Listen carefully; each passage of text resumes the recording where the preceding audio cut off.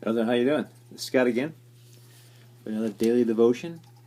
Going through our Heaven Calling NIV version, a daily devotional book. Doing this every day this year. Power-packed information about the Word of God, about the Scriptures, to help encourage you. Now, today, we're going right into February 6th. Title of this called, A Heart of Flesh. Reading from Exodus 9, 1:26. Then the Lord said to Moses, Go to Pharaoh and say to him, This is what the Lord, the God of the Hebrews, says. Let my people go so that they may worship me.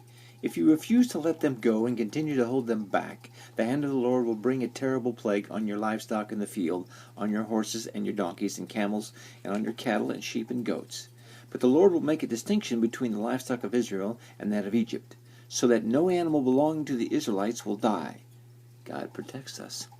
The Lord set a time and said, Tomorrow the Lord will do this in the land. And the next day the Lord did it.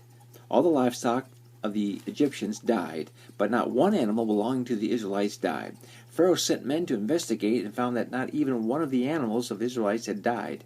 Yet his heart was unyielding, and he would not let the people go.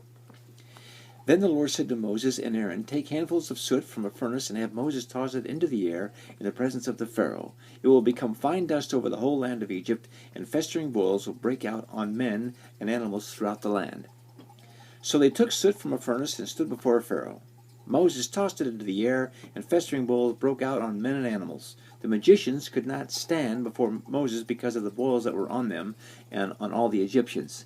But the Lord hardened Pharaoh's heart, and he would not listen to Moses and Aaron, just as the Lord had said to Moses.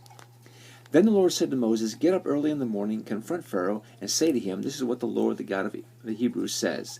Let my people go, so that they may worship me, or this time I will send the full force of my plagues against you and against your officials and your people, so you may know that there is no one like me in all the earth.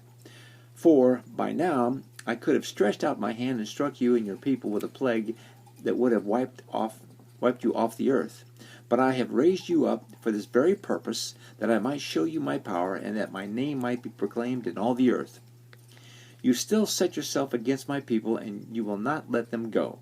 Therefore, at this time tomorrow, I will send the worst hailstorm that has ever fallen on Egypt, from the day it was formed till now. Give an order now to bring your livestock and everything you have in the field to a place of shelter, because the hail will fall on every man and animal that has not been brought in and is still in the field, and they will die. Those officials of Pharaoh who feared the word of the Lord hurried to bring their slaves and livestock inside. But those who ignored the word of the Lord left their slaves and livestock in the field. Then the Lord said to Moses, Stretch out your hand toward the sky, so that